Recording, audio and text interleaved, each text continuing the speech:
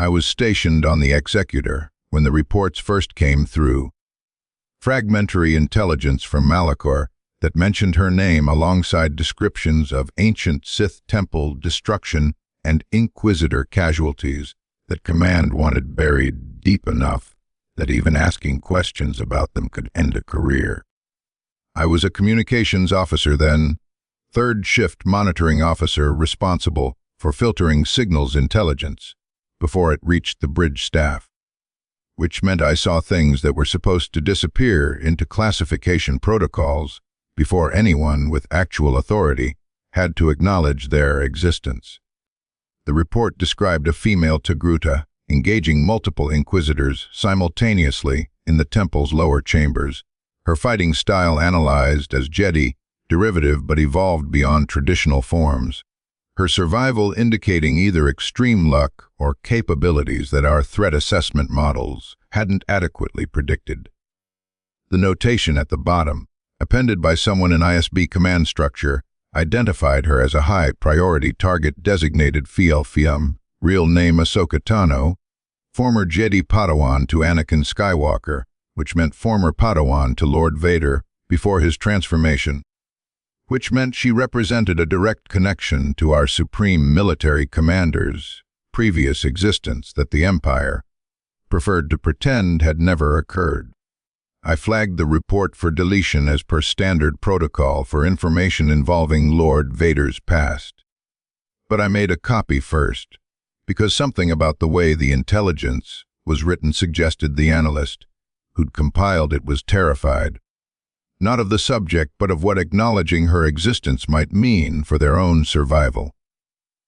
That fear intrigued me more than the tactical details, more than the Inquisitor casualties or the temple destruction, because fear in ISB analysis was usually reserved for force phenomena that violated understood parameters, or for discovering evidence of systematic failures in Imperial intelligence infrastructure. I'd been trained at the Coruscant Academy before the transition, back when it was still Republic intelligence, and one thing they'd taught us that survived the ideological purging was that analyst fear was often the first indicator of genuinely important intelligence. The emotional response that emerged when trained minds encountered patterns their frameworks couldn't adequately process. So I started building a file, unauthorized and hidden in the communications system's maintenance logs, where routine audits wouldn't detect it, collecting every reference to Ahsoka Tano that passed through my station. The accumulation was slow because most mentions were redacted or deleted before reaching my level. But over 18 months, I assembled enough fragments to construct a narrative that was incomplete but suggestive. A story that explained why ISB analysts were afraid of acknowledging her existence.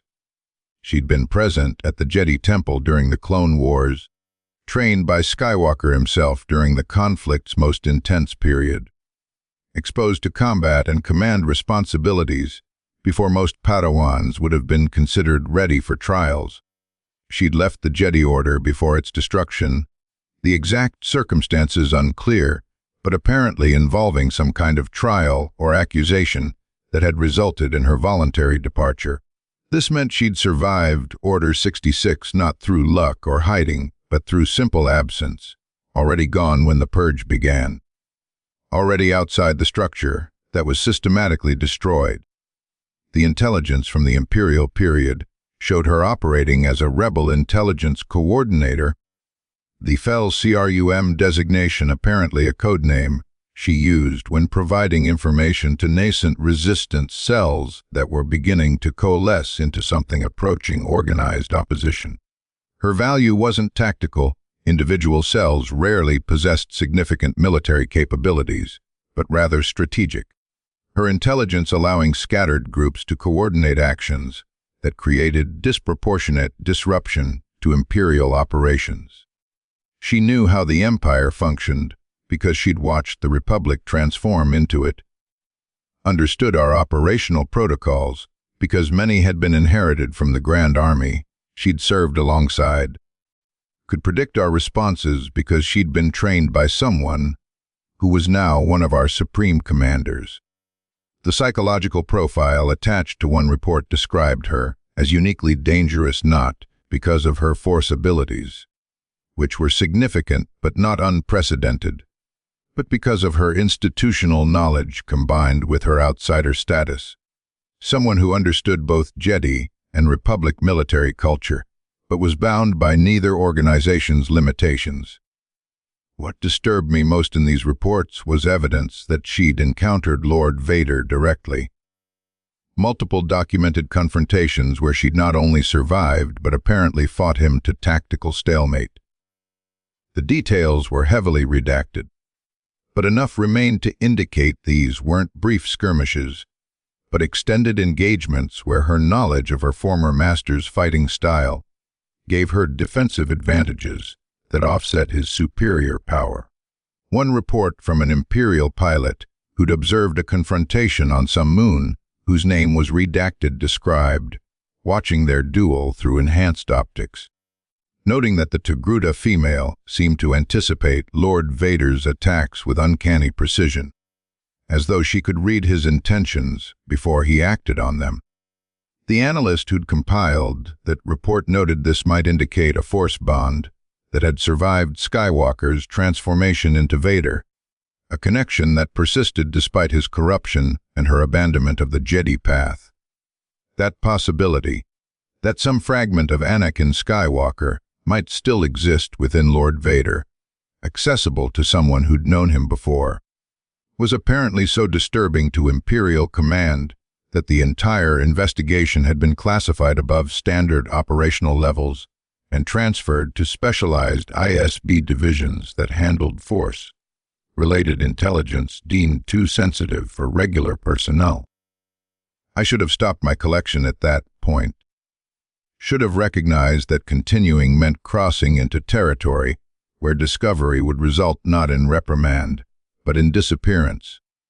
The kind of administrative erasure where personnel files were amended to indicate you'd never existed, and colleagues who asked about you were told you'd been transferred to classified assignments that couldn't be discussed. But I'd already gone far enough that stopping wouldn't protect me if the unauthorized file was ever discovered, and the alternative, continuing to gather intelligence about someone who apparently represented everything the Empire was designed to suppress, seemed somehow important in ways I couldn't adequately articulate even to myself. The psychological profile I assembled from scattered references painted a picture of someone who'd been shaped by trauma and loss, but hadn't been destroyed by it, who'd experienced betrayal by institutions she'd trusted, but hadn't surrendered to cynicism or nihilism. She'd been accused of crimes by the Jedi Order, the exact details unclear, but apparently involving a bombing at the temple and a complex conspiracy that had nearly resulted in her execution. The Order had expelled her to face Republic military justice, abandoned her to a system that presumed guilt, and demanded she prove innocence without the resources or authority she'd possessed as a Jedi. She'd been exonerated eventually, the real perpetrator identified and captured, but the damage was done. Her faith in the Order's wisdom and justice had been shattered, her sense of identity as a Jedi irrevocably compromised. When they'd offered to reinstate her, she'd refused, walking away from the only life she'd known, because she could no longer trust the structure that had failed her so completely. That decision made her dangerous to us in ways that standard threat assessments couldn't adequately capture. Most force-sensitive rebels were either surviving Jedi trying to preserve their Order's legacy, or dark side practitioners pursuing personal power, both categories that Imperial intelligence understood and could predict. But Ahsoka Tano was neither. Someone who'd been trained in Jedi philosophy, but had rejected its institutional framework, who possessed significant force abilities, but wasn't bound by dogma about their proper use, who understood both Republic and Imperial military doctrine, but owed loyalty to neither. The tactical analyses I found described her as improvising constantly, her operational patterns inconsistent enough to defeat predictive models. Her strategic objectives unclear beyond general opposition to imperial authority. She helped rebels but didn't seem to be building a movement or accumulating power for herself. Provided intelligence and resources, but maintained operational independence that prevented us from tracking her through her collaborators. I started having dreams about her after processing particularly detailed reports. Not nightmares exactly, but scenarios that felt prophetic. Premonitions of confrontations that hadn't happened yet. I'd see her standing in the executor's corridors, her white lightsabers ignited, and her mantrals decorated with patterns that seemed to shift when I wasn't looking directly at them. She'd speak in these dreams, but I could never remember her words upon waking, only the sense that she'd been trying to explain something important about the nature of power and loyalty, and the difference between service and servitude. The ship's medical officer diagnosed stress, induced hallucinations, and prescribed medication that made the dreams less vivid, but didn't stop them entirely, their content adapting to whatever suppressants I took as though they existed independently of my neurochemistry and were merely using my consciousness as a projection surface. The breakthrough in my understanding came from an unexpected source, a fragment of recovered rebel communications that mentioned Tano's presence on Malachor, the same ancient Sith world where the early reports had placed her. This intelligence was fresher, less than 3 months old, and included tactical analysis of a confrontation between her and Lord Vader that ISB command had tried to bury so thoroughly that merely accessing the file triggered monitoring protocols. I only noticed because I'd been trained to watch for them. I read it anyway, knowing discovery was now probable, and deciding that understanding was worth the risk of administrative erasure. The report described a duel in the Sith Temple's depths, Vader pursuing her through chambers decorated with ancient glyphs that pulsed with residual dark side energy. They'd fought across multiple levels, her twin sabers meeting his crimson blade in patterns that suggested intimacy rather than opposition, as though they were continuing a conversation that had been interrupted years earlier, rather than fighting to kill. The analyst who'd observed through probe droid footage noted something disturbing. Lord Vader's fighting style had changed during the engagement, becoming less mechanically efficient and more emotionally expressive, as though Tano's presence was somehow drawing out the Anakin Skywalker personality that was supposed to be dead.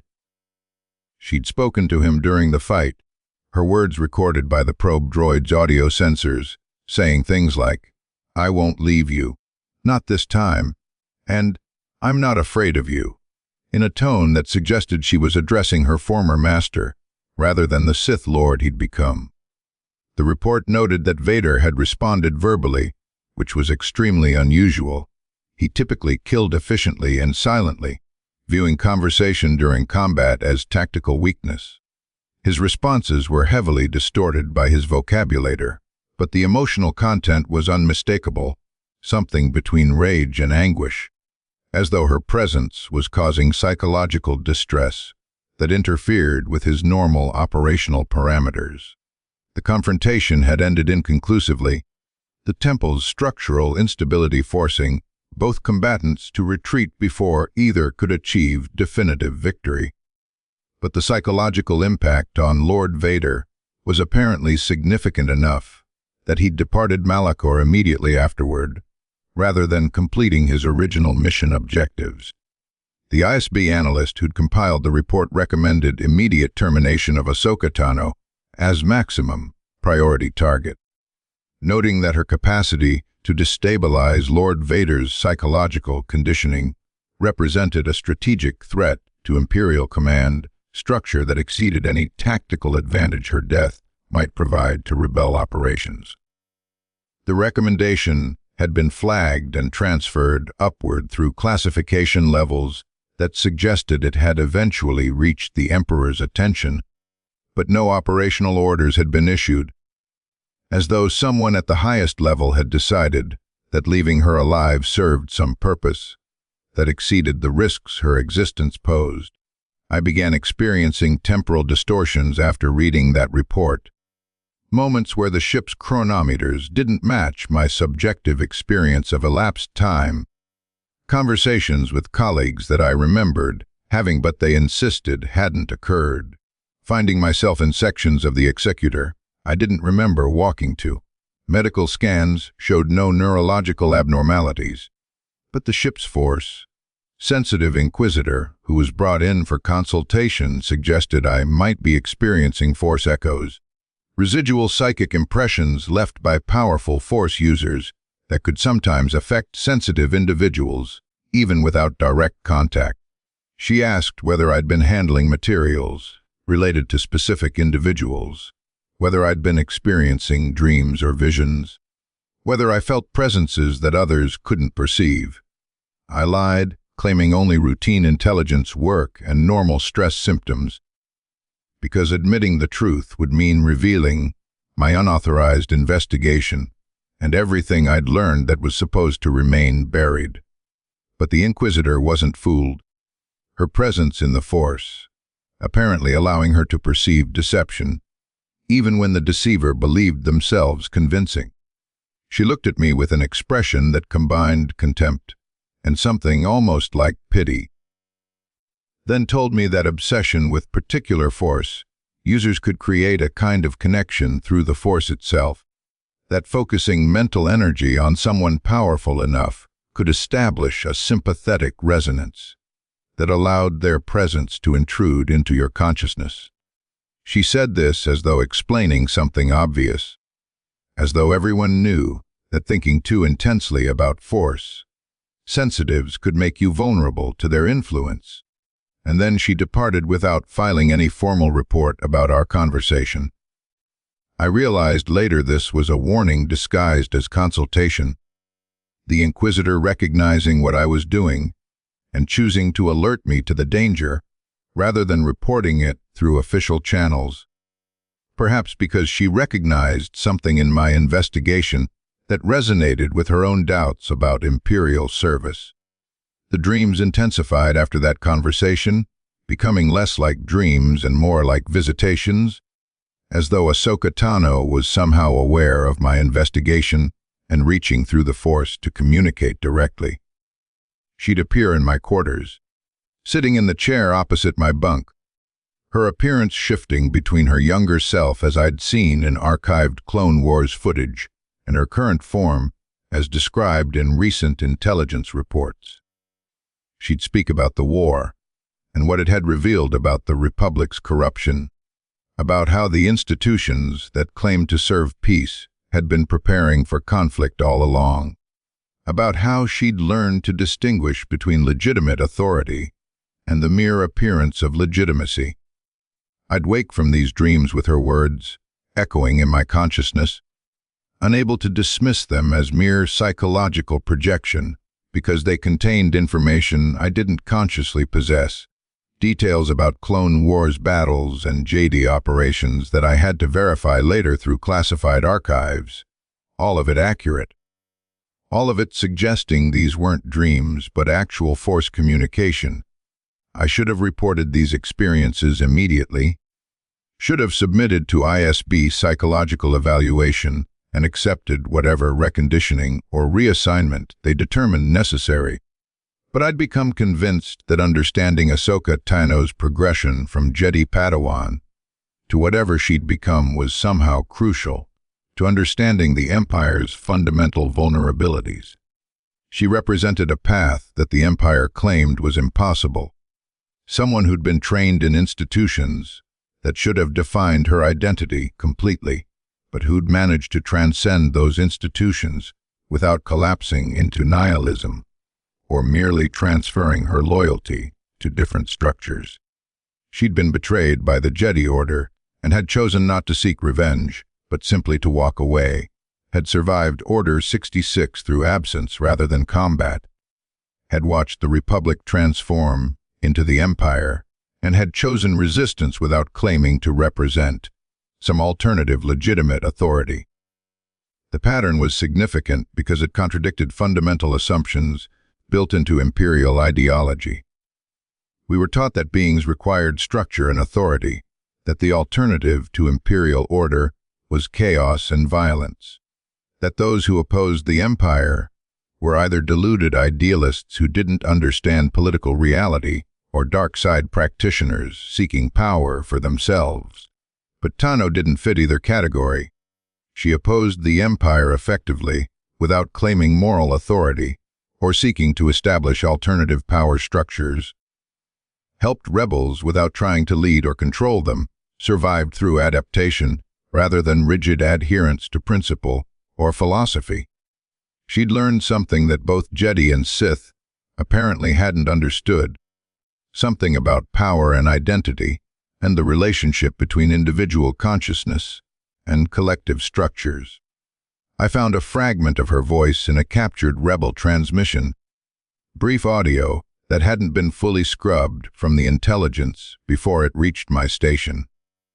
She was speaking to some rebel operative about the nature of the fight against the Empire, explaining that victory wouldn't come through military defeat, but through something else, something about people remembering they had the capacity to choose.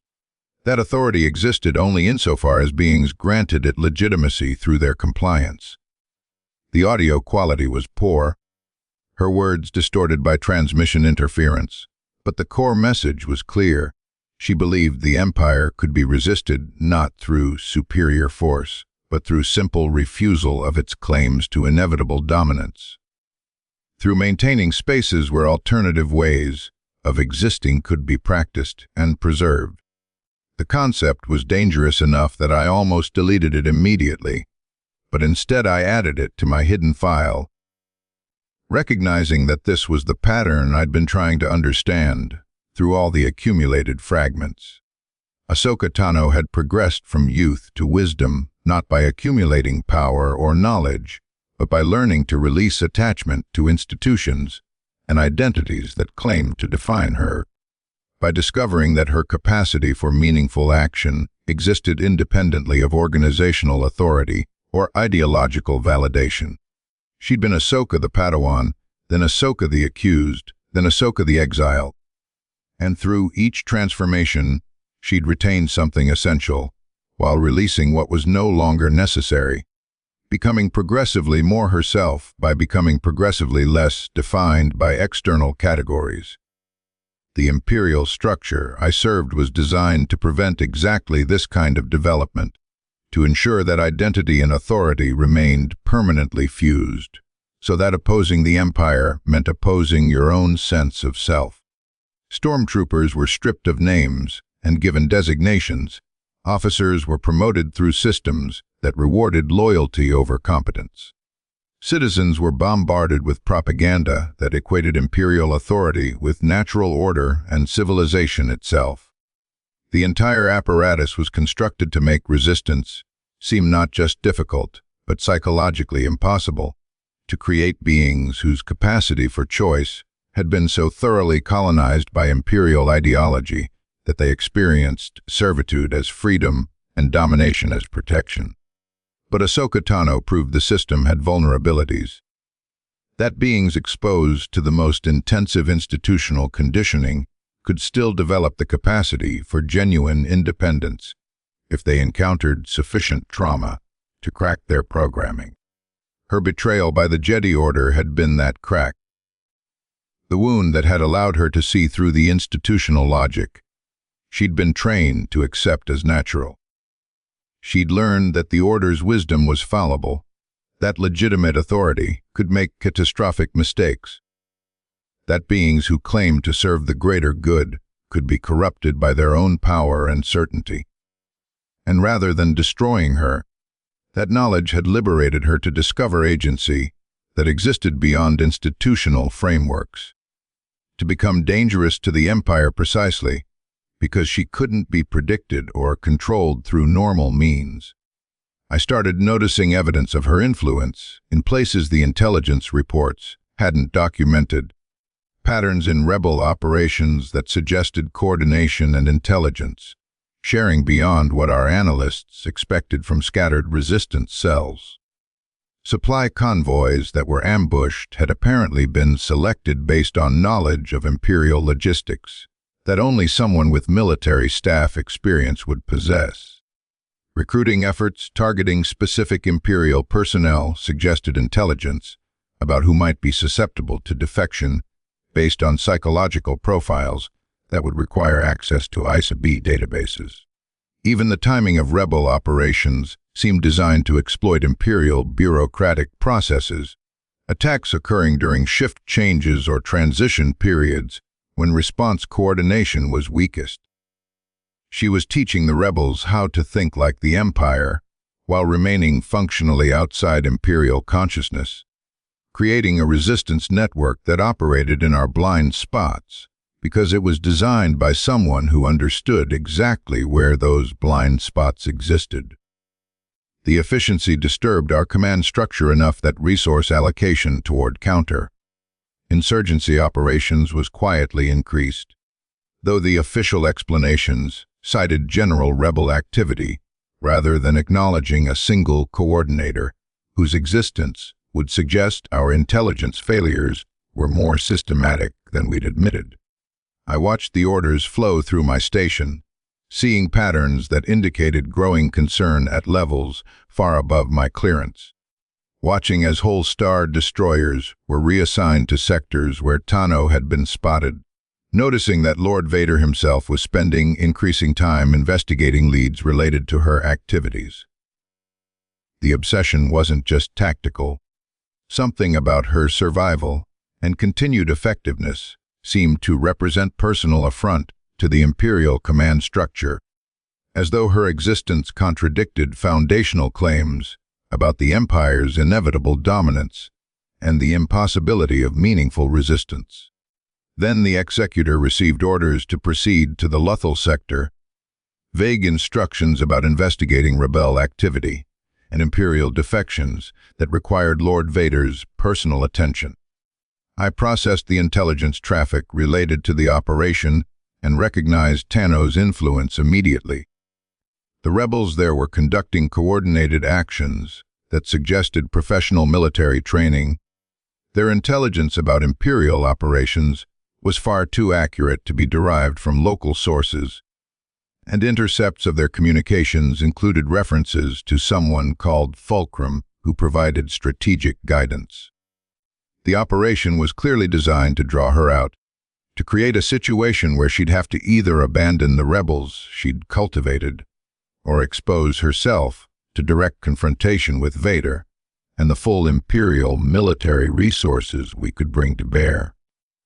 I wanted to warn her somehow, to communicate across the distance and force connection that had developed through my investigation, that this was a trap, that she was being maneuvered into a confrontation that would end either in her death or her capture.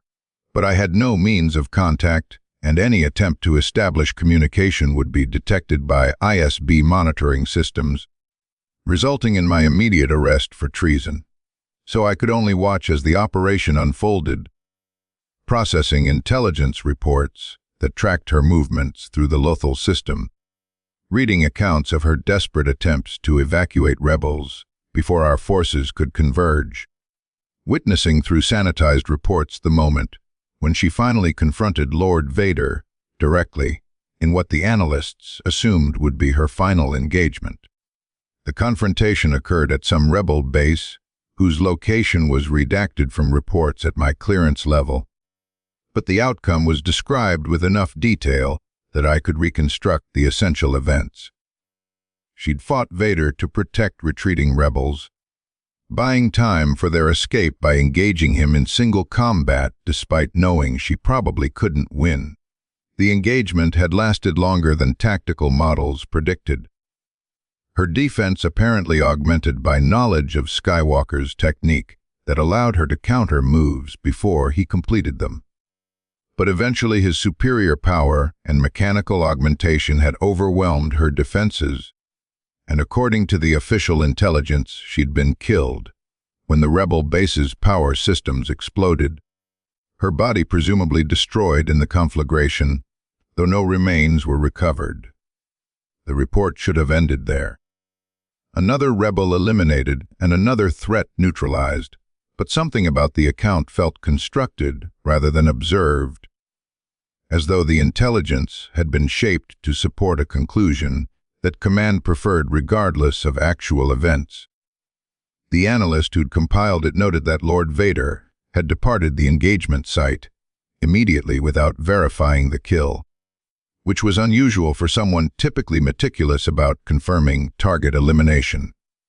No visual confirmation of Tano's death was included in the report, the explosion cited as preventing recovery or identification of remains.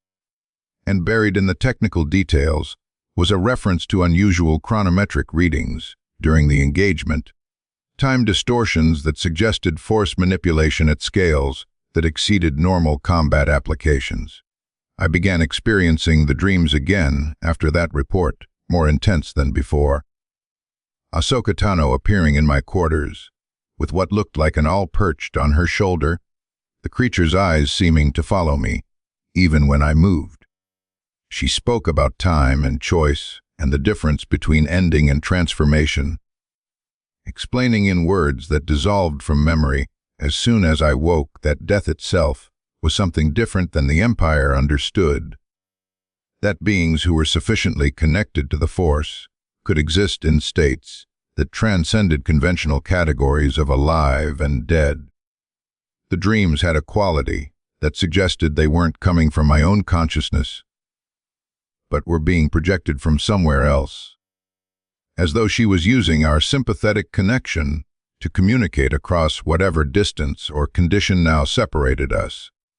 I started investigating ancient Force traditions in the archives, using my intelligence clearance to access materials related to Jedi philosophy and pre-Republic Force sects, looking for references to survival beyond death or techniques for preserving consciousness independently of biological existence. The materials were fragmentary and often contradictory, degraded by time and deliberate imperial censorship that had purged anything too detailed about Force capabilities that might be weaponized against us. But patterns emerged from the fragments, references to Jedi masters who'd learned to maintain conscious existence after death, to beings who existed in what the texts called the world between worlds, where time operated according to different principles, to Force techniques that allowed consciousness to transcend individual identity and merge with the cosmic force while retaining essential self-awareness. The concept seemed impossible until I remembered the chronometric distortions mentioned in the engagement report, the time anomalies that the analyst had noted but not explained. If Ahsoka Tano had accessed something like the world between worlds, if she'd learned techniques that allowed her to exist outside normal temporal progression, then her apparent death might be something else entirely, not destruction but transition, not ending but transformation into a state where she could influence events without being vulnerable to imperial power in the conventional sense. The possibility was disturbing enough that I should have reported it through official channels, should have allowed specialists in Force phenomena to investigate, rather than continuing my unauthorized research. But by that point I'd crossed too many lines to retreat safely, had accumulated enough evidence of my investigation that reporting it would merely draw official attention to everything I'd discovered, and probably result in both my erasure and the burial of intelligence that seemed increasingly important. The final piece arrived in a transmission from an unknown source, encrypted with protocols I recognized as Republic intelligence codes that shouldn't have still been functional years after the Empire's formation. The message was brief, coordinates and a time, nothing else, but the encryption signature indicated it had been routed through systems connected to my investigation in ways that suggested Tano herself might have sent it, reaching through whatever network of allies and resources she'd maintained despite her apparent death. I knew accessing the coordinates would mean abandoning my post, deserting the Empire, becoming a fugitive who'd be hunted with the same efficiency we'd directed toward her. But I also knew that everything I'd learned through my investigation had led to this moment, that understanding her progression from youth to wisdom required following the path to its conclusion, regardless of consequences. I falsified my shift reports to show routine operations, prepared cover stories that would delay discovery of my absence for approximately 18 hours, and took a shuttle from the executor's hangar bay using forged authorization codes I'd assembled from intelligence fragments over the previous months. The coordinates led to a moon in the outer rim, some abandoned settlement where the only structure still standing was what looked like an old Jedi temple, its architecture distinctive enough that I recognized the style from archived references, despite never having seen this particular installation. The place felt simultaneously ancient and preserved, as though time operated differently here, as though the structure existed partially outside normal causality in ways that made my chronometer display irregular readings. She was waiting inside, though whether the being I encountered was actually Ahsoka Tano or something that had been Ahsoka Tano or something wearing Ahsoka Tano's form remained unclear throughout our conversation. Her appearance was exactly as I'd seen in recent intelligence reports and in my dreams, but there was a quality to her presence that suggested she existed in multiple times simultaneously, that I was perceiving only a fragment of something larger that extended beyond my capacity for normal observation. She knew who I was, knew about my investigation, knew apparently everything I'd discovered and compiled in my hidden files. She explained, though explaining implies linear communication, and what I experienced was more like direct transmission of understanding, that she'd become aware of my attention through the Force. That sustained focus on a force, sensitive individual could create connections that allowed reciprocal awareness, that she'd been watching my investigation through our sympathetic bond, and had decided I was ready to understand what she'd learned through her own progression. What followed was teaching that I can't adequately describe because it existed outside linguistic structures I'd been trained to use. Communication that occurred directly between consciousness, rather than through symbolic mediation. She showed me her memories, not in sequence but in constellation, patterns of experience that illustrated principles about power and identity, and the relationship between individual agency and collective structures. I witnessed her trial by the Jedi Council through her subjective experience, felt the betrayal and confusion and dawning recognition that institutions she'd trusted were fallible, watched her walk away from the Order, despite knowing it meant abandoning the only identity she'd ever known. I experienced her survival during Order 66 through the absence that had saved her, the guilt of living when her entire community was being systematically destroyed, the process of reconstructing purpose from the ruins of everything she'd believed about herself and her role in the galaxy.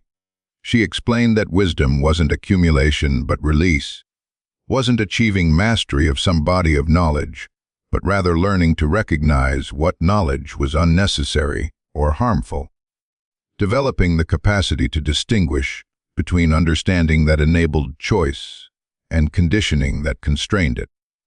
The Jedi had taught her to seek control over the Force, and through the Force control over circumstances, but she'd learned that control was itself a form of attachment, that trying to shape reality according to your intentions was ultimately no different than being shaped by others' intentions. True agency existed in the space between domination and submission, in the capacity to act without trying to control outcomes, to influence events without claiming authority over them, to exist in relationship with power structures without being defined by them. The Empire represented the ultimate expression of the control-seeking mindset she'd transcended, the logical conclusion of the Republic's trajectory toward centralization and standardization that had begun long before Palpatine revealed himself as a Sith Lord. Every imperial policy was designed to reduce complexity and variation, to create predictability through enforced uniformity, to eliminate the conditions that made genuine choice possible by ensuring that all alternatives to imperial authorities seemed either impossible or catastrophic. We served this system by processing intelligence and implementing orders, becoming instruments of a power structure that claimed to serve stability while actually serving only its own perpetuation. We'd been conditioned to experience this servitude as duty, to feel pride in our efficiency, to believe that opposition to the Empire represented either ignorance or evil, rather than recognizing it as a legitimate response to genuine oppression. She offered not recruitment to the rebellion, but something different. The teaching that would allow me to develop the same capacity for genuine independence that her progression had achieved, to exist in relationship with power structures, including the Empire, without being defined or controlled by them. The process would require abandoning the identity I'd constructed around being an Imperial officer, releasing attachment to the security and purpose that role had provided, accepting the terror of existing without institutional validation or collective identity. Most beings who attempted this transition failed, she explained, because the psychological weight of unstructured existence was more than they could bear, because they'd been shaped so thoroughly by their conditioning that removing it left nothing coherent underneath. But she thought I might succeed because my investigation had already begun the process, had created enough distance from my imperial identity that I could potentially survive its complete dissolution. I chose to attempt the transition because the alternative, returning to the executor and continuing my service as though nothing had happened, seemed suddenly impossible now that I'd glimpsed what existence outside institutional definition might resemble. She provided coordinates for a network of what she called way stations, places scattered across the outer rim where beings who'd chosen similar paths could find temporary shelter and support, communities organized around principles that contradicted imperial ideology by demonstrating that cooperation and mutual aid could exist without hierarchy or centralized authority. The locations weren't rebellion bases, and the beings there weren't rebels in the conventional sense, just people who'd learned to exist in the spaces between power structures, who'd developed the capacity to preserve their agency despite the Empire's claims to inevitable dominance. I've been moving through this network for what my subjective experience suggests is approximately 7 months, though the chronometers indicate only 4. Time apparently operating at different rates when you're not locked into imperial scheduling systems, when your consciousness isn't structured around shift rotations and operational deadlines. I'm learning what Ahsoka Tano learned through her progression from youth to wisdom, that identity is more fluid than institutions claim. That purpose can exist without organizational validation. That power over yourself is more significant than power over circumstances. The process is terrifying because it requires existing in sustained uncertainty. Releasing the psychological security that comes from knowing your role and function, accepting that you might never achieve the clarity and certainty that imperial ideology promises in exchange for complete submission. I still experience dreams where she appears, though now I understand these aren't dreams, but actual force communication. Her consciousness reaching through the sympathetic connection we established to provide teaching and guidance as I attempt the transition she's already completed. She shows me memories of other beings who followed similar paths. Former Jedi who survived Order 66 and chose neither hiding nor vengeance, but something else. Clones who'd retained enough individuality to resist Order 66 programming. Imperial officers who'd recognized the Empire's fundamental corruption and chosen desertion despite knowing they'd be hunted forever. Each story illustrates different aspects of the same principle, that institutional power depends on manufactured consent, that beings possess the capacity for choice, even when systems claim to have eliminated it, that resistance exists in the simple act of maintaining consciousness that hasn't been fully colonized by dominant ideology. The network I'm traveling through is more extensive than I'd imagined. Thousands of beings scattered across the outer rim who've chosen similar paths, who exist in the Empire's blind spots because they've learned to become invisible to the monitoring systems designed to detect conventional resistance. They don't organize formal opposition or accumulate weapons or plan military strikes against Imperial installations, don't do anything that would register as threat to our intelligence analysis.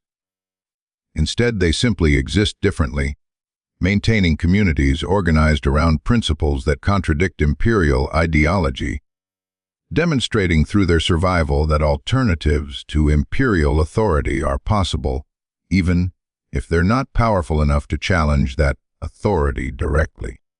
Their resistance is existential rather than tactical, proving through their continued existence that the Empire's claims to inevitability and natural order are propaganda rather than truth.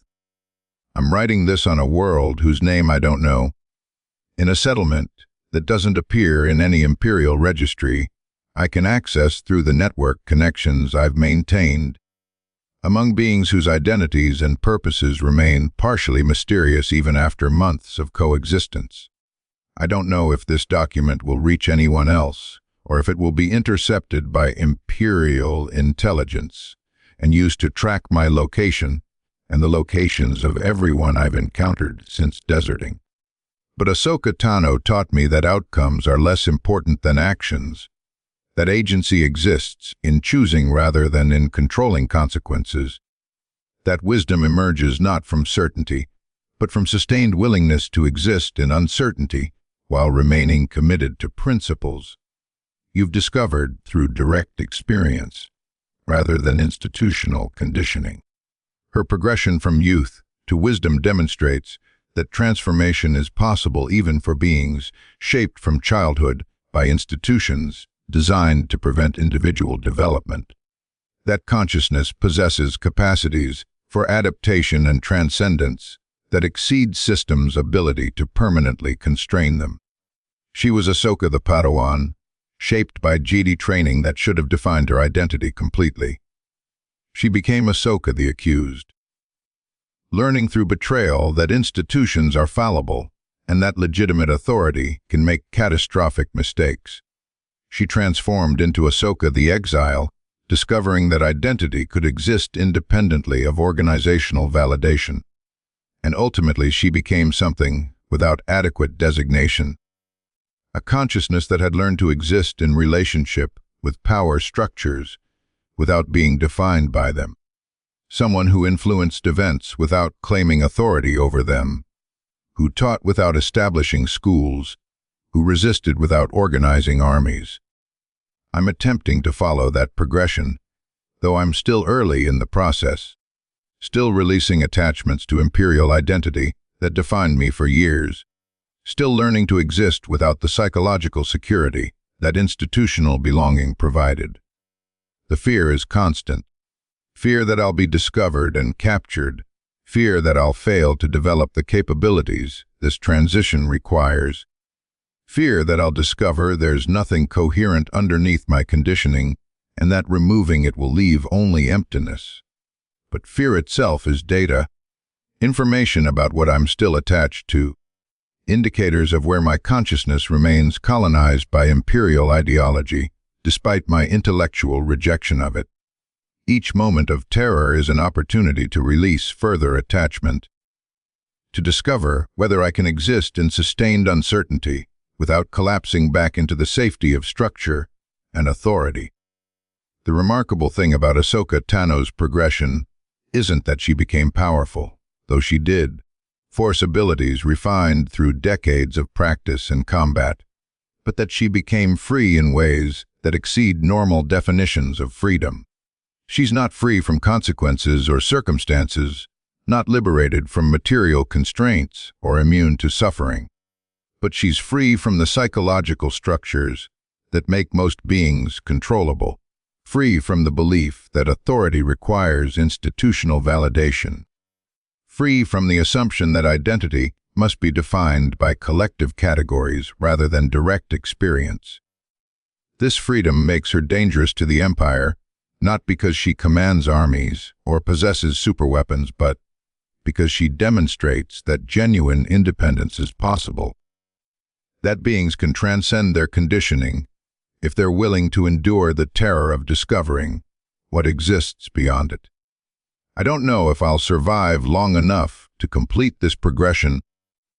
Don't know if the Empire will eventually locate me through the trails I've inevitably left, or if I'll simply fail to develop the capabilities this existence requires and collapse back into the need for structure and certainty.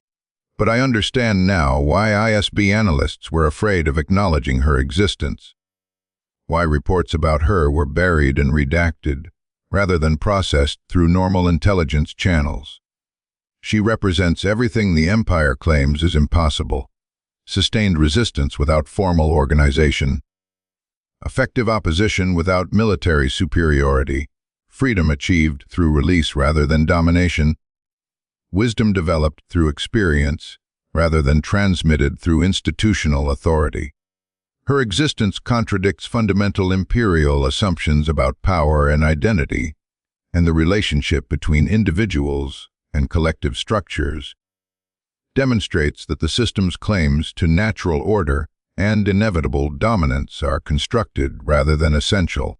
And if those claims are constructed, they can be deconstructed. If beings can learn to exist outside the psychological frameworks that make them controllable, the Empire's power diminishes proportionally. The military apparatus remains overwhelming. The institutional machinery continues functioning with brutal efficiency, but the system's foundation, manufactured consent disguised as natural order, becomes progressively less stable as more beings recognize they possess the capacity for genuine choice. This is the real rebellion that Ahsoka Tano coordinates, not military campaigns, but consciousness itself, teaching through her example that transformation is possible, that progression from youth to wisdom requires releasing attachment to institutional identity, rather than accumulating power or knowledge. I'm watching the settlement's twin suns descend toward the horizon as I write this, their light creating patterns that remind me of Tatooine, though I've never been there, and I'm experiencing what might be force, connection, or might be simply the recognition that I've chosen a path that leads away from certainty toward sustained uncertainty. Ahsoka Tano taught me this was wisdom, this capacity to exist without knowing outcomes, to choose based on principles discovered through direct experience, rather than rules transmitted through authority structures. The future is opaque, and I can't predict whether I'll be alive tomorrow or captured or transformed into something I can't currently imagine. But the present moment contains choice, and that choice remains mine regardless of consequences, and learning to exist fully in this present, without demanding guarantees about the future, is perhaps the most remarkable progression that consciousness can achieve. She's watching somehow. I can feel her attention through the force connection we've established, and though she's not present physically, I understand that she's teaching still, that her progression continues and mine can continue too, if I remain committed to the process regardless of outcomes. This is what she learned through her transformation from Padawan to wisdom, that progression itself is the purpose, that becoming is more significant than arriving, that the remarkable thing about consciousness is not what it achieves, but its capacity for sustained transformation despite all the forces that work to fix it permanently in place.